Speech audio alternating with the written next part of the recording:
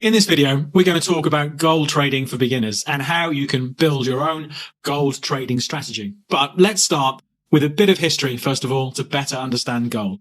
Gold has been traded since the dawn of civilization, and there's even data about how much it cost in 30 BC when it was used in Roman coins. Its revaluations even caused hyperinflation for a time. It was also a mainstay in the British Empire, as well as the United States in the previous 2 centuries. Nowadays, we have online trading, of course, without people touching or even seeing actual gold, but it's definitely kept an important place and role in modern times. Everyone with online access and money to trade or invest can potentially trade gold or its derivatives.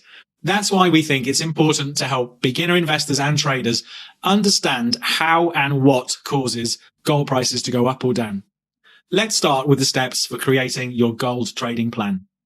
First comes analyzing the chart. At this stage, you have to determine what the trend is and if you're trading in a volatile period. Day traders can use the 5 and 30-minute charts, for example, but you should always look at the 1-hour and daily charts to see what the larger trend is.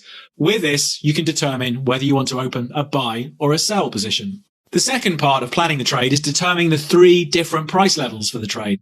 Number 1 here is finding the price at which you're willing to open the position. Number 2 is the level at which you're thinking of taking profits.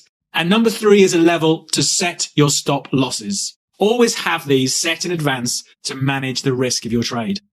To help you determine these 3 levels, you can identify, for example, the nearest support and resistance levels. You can either look at historical lows and highs that were previously tested, or you can use various trading indicators such as Fibonacci retracements or moving averages.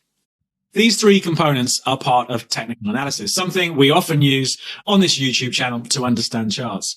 But we also look at the fundamentals, the driving forces behind the change in price. The US dollar is one such major force. As gold is denominated in dollars, any rise or drop in the world's most popular currency is usually immediately reflected in the price of gold. Gold prices tend to increase when the dollar is falling. That is because, in relative terms, gold becomes more expensive, and vice versa. Gold tends to decrease in value when the dollar is rising because the price of gold effectively becomes cheaper in dollar terms. The 5th thing you should keep in mind when trading gold are interest rates, or real interest rates to be more precise. Gold has a correlation with them, with prices typically rising when interest rates go down and prices of gold dropping if interest rates should rise. Real interest rates are calculated by subtracting the inflation rate from the nominal interest rate. This way, you get a percentage that is adjusted for inflation. Historically, gold prices have gone down when the real interest rate is below 1%. So by watching the interest rates of, for example, the Federal Reserve and other central banks across the world, you can find potential buying and selling opportunities, particularly if you're trading longer term positions. And talking of central banks, our next tip for gold trading is also related to these institutions.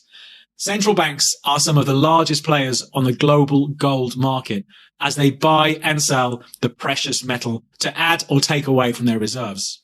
When central banks start buying more gold, that can cause the price to increase, at least in the short term.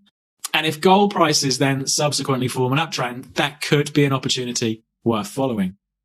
Another thing worth keeping an eye on is gold production and how the stocks of the various gold mining companies perform. Their work and the stock prices reflect how much gold is being mined and added into the system. The remaining gold in the ground is, of course, limited and expensive to extract, but increasing demand and a rising price might provide funds for these companies to keep digging and getting more of it out there into the hands of investors, banks, and industries.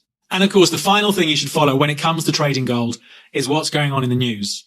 Major economic and political events often have an impact on the price of gold and can push investors to buy or sell the precious metal. Armed conflicts, elections, referendums, pandemics almost always push investors to do something with gold for one reason or another. Keeping an eye on the largest events, and especially those that end up surprising markets, is always beneficial for those trading gold.